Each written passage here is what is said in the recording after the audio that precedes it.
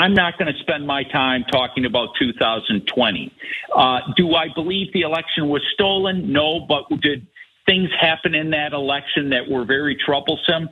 Absolutely. And I can point them out right here in Wisconsin. We had Zuckerbucks come into Democratic cities in a big way to push out, working with cities to push out Democratic votes. We had nursing homes where the sheriff of Racine investigated where you had 100% voting in nursing homes. Well, if you're in a nursing home, you only have 5-6 month life expectancy. Almost nobody in a nursing home is in a point to vote. What are you doing, Eric Hovde? That is a Senate candidate in Wisconsin who not only still clearly believes the big lie and all that, but he's now turning his ire on old people voting, because apparently this guy, who I'm guessing has to be in his 50s, if not 60s, is unfamiliar with the concept that senior citizens vote at incredibly high rates. And in particular, in a place like a nursing home where you can, theoretically spread the word. You can make transportation available to vote or whatever, let alone in Wisconsin, obviously you can vote by mail, that might be very high, bothers him. He sees that as suspicious, not just the continuation of a pattern that we have seen across the country for literally decades. And by the way, he thinks it's suspicious. He thinks they're about to die. He doesn't want them participating in politics. And he's gonna regret that position, because they might well get involved in his race. Because again, they pay attention to politics, older people do. They vote.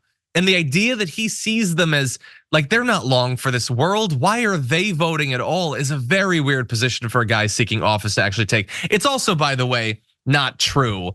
People in nursing homes they don't have 7 to 9 hours to live. 20% of patients over the age of 65 are there for, on average, longer than 5 years. That doesn't mean that everybody reaches that, but there are some people who are there for a very long time.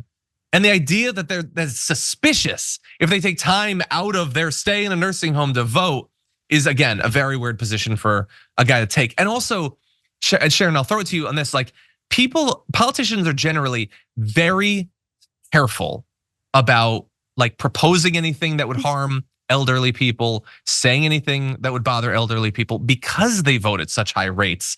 Does this guy not know politics 101? What do you think?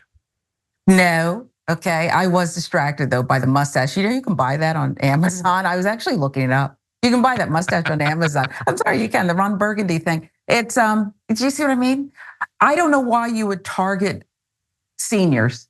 I don't know why anyone would be a campaign manager for someone who's so daft. It's silly, yep. Sure, ignorant, but it's the mustache for me though. Come on. It's the mustache. Yeah, yes. For me, it's this. I don't like this, but then I also I had his name was familiar to me, and I couldn't remember what for. But thankfully, our producers remind me.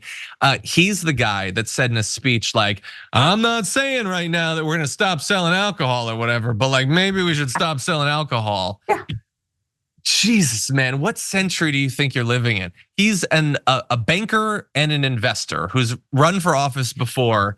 Is it any wonder that he hasn't been successful yet? I don't think he's cut out for this thing, but crazy election. Maybe Trump's coattails will usher him into the Senate.